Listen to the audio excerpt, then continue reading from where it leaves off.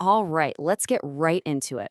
We're going to break down some of the trickiest questions you're going to face on your real estate exam, focusing specifically on those little landmines we call condominiums. So, you've been hitting the books for weeks, right? You feel like you know the material, but then you get to those practice questions about condos, and you just keep getting tripped up by the same kind of stuff. If that sounds familiar, let me tell you, you are so not alone. And the really good news is, it's probably not a knowledge problem at all. Here's the big secret, the thing you have to understand. The exam isn't really testing what you know. It's what I call a lane markings test. It's laser focused on whether you know the exact boundaries, the super precise rules, and who's supposed to do what. And trust me, once you see this pattern, you'll see it everywhere. So here's how we're going to tackle this. First, we'll decode those condo documents. Then, we'll talk about staying in your professional lane. We'll nail down some key numbers for new construction, get super clear on contracts and dates, and finally, lock in the right mindset to beat this thing. Okay, first step, condo documents. This is ground zero for where the exam trips people up by testing how precise you are, not just if you have a general idea. Okay, this slide right here, this is one of the biggest traps on the whole exam. A status certificate gives you the hard facts, right? The exact dollar amount in the reserve fund, any lawsuits, any approved special assessments. But, and this is the key, it absolutely does not give you a judgment on whether that fund is adequate. That's an analysis, an opinion, not a fact. The exam loves to see if you'll cross that line, and it'll get you every time if you're not careful. You know, the exam just loves to throw similar sounding documents at you to see if you're paying attention. So let's lock this in. Just remember the trio. PIC is periodic, twice a year. ICU is an update, when something changes. And NOIC is for the new owner. Simple, right? So if you see some other option on the test like condominium information certificate, you can be pretty sure it's the fake one designed to trick you. And here we have another classic trap, assuming a rule is super strict when it's actually flexible. They love asking about special assessments, and a very tempting wrong answer is that they must be paid all at once, in a lump sum. But that's just not true. The reality is, the condo board has options. They can set up installments or other payment plans. Don't fall for the absolute. Timing traps. They are everywhere on this exam. Here's a great example. When does the developer, the declarant, hand over all the key corporate documents? It's not within 30 days, it's not within 60 days. The one single correct answer is at the turnover meeting. The exam is all about rewarding you for knowing the exact moment something has to happen. All right, let's move on to our next section, staying in your lane. And look, this isn't just about being a good agent, it's a massive focus on the exam. They really want to know if you get this. Okay. Get ready, because you will 100% see a question just like this.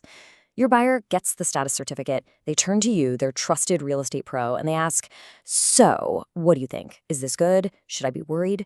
What is the correct thing to do? The answer is always this clear three-step process. Your job is to be a facilitator, not an analyst. Step 1, make sure they get the document. Simple. Step 2, you explain the process and the timelines involved. And step 3, the most important one, you tell them to have a lawyer review it.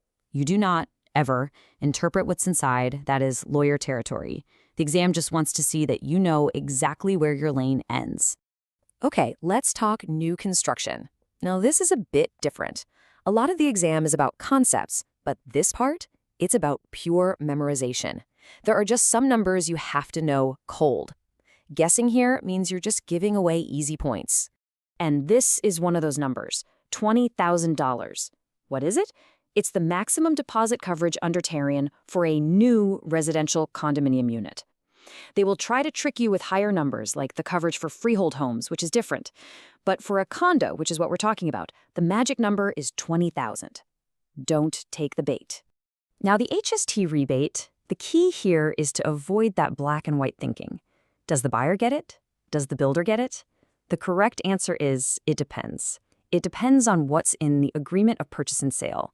Very often, the rebate is actually assigned to the builder, and that's already factored into the price the buyer pays. So the contract is king.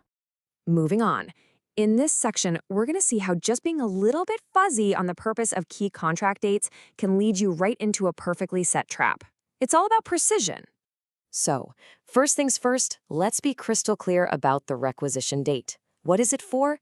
It is the deadline for the buyer's lawyer to check the title of the property and raise any red flags, but only objections related to the title. See, its purpose is a lot narrower than most people think. And that's exactly where the trap is hiding. And this is a perfect picture of those lane markings we talked about. The requisition date is the lane for title problems. Think an unexpected lien or an easement you didn't know about. All the other stuff, like a leaky roof found during the home inspection or a zoning issue, nope. Those are handled through totally different clauses and conditions with their own deadlines. The exam loves to see if you'll mix them up. Okay, let's bring it all home.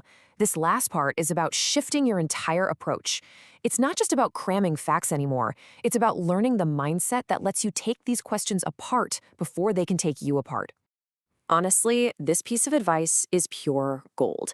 The people who write these questions are obsessed with using absolute words like must, always, or never in the wrong answers.